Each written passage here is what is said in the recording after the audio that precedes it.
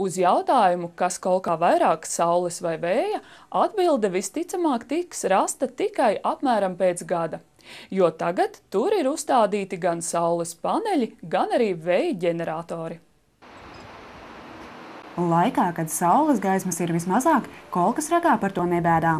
Tur turpmāk ceļu līdz Viļņu satikšanās punktam apgaismos ekogaisma, jeb laternas, kas darbojas pateicoties saules enerģijai. Tā iespēja redzēt, kad Latvija attīstās kopsolī ar pasaules tendencēm, un tas sakrīt ar mūsu mērķi veidot Kolkasragu kā nacionālu starptautisku ekotūrismu centru. Pie jaunajiem saules gaismas paneļiem Kolkasrags ticis iesaistoties Eiropas Savienības finansētā projektā, kurā sadarbojas ar Saules enerģijas domnīcu. Varbūt, ka šeit Kolkasragā daudz efektīvāk strādāt tikai vēja ģeneratori. Bet ko darīt tajā laikā, kad tas vējš arī pat Kolkā nav? Ja?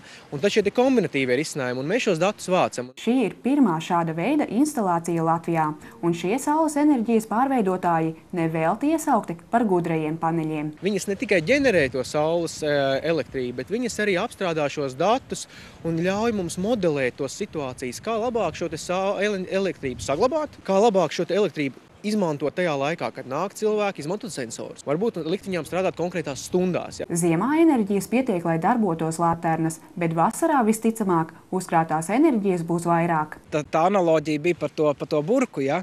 Kad, respektīvi, ja burka ir pilna, tad pirms viņa atkal pildīt, viņa ir jānolej drusīt. Un tad ir tā doma, ka kā varētu šo iekrāto enerģiju kaut kur labi izmantot vai ko atskaņot. Somijā un Zviedrijā saules gaismas, piemēram, ir daudz mazāk nekā Latvijā. Tomēr tur šis enerģijas iegūs veids novērtēts jau sen. Kam es ticu, ka pēc pāris gadiem saules panelis, līdzīgi kā daudz citi dārza piederumi, būs nopērkami lielveikalā. Šobrīd saules enerģijas izmantošanā Latvijā tiek iets cauri mācību procesam. Tiek krāta pieredze un tuvākajā laikā plānots izveidot arī Latvijas saules gaismas karti, lai ik viens varētu noteikt, kāds saules panelis būtu vispiemērotākais katra vajadzībām.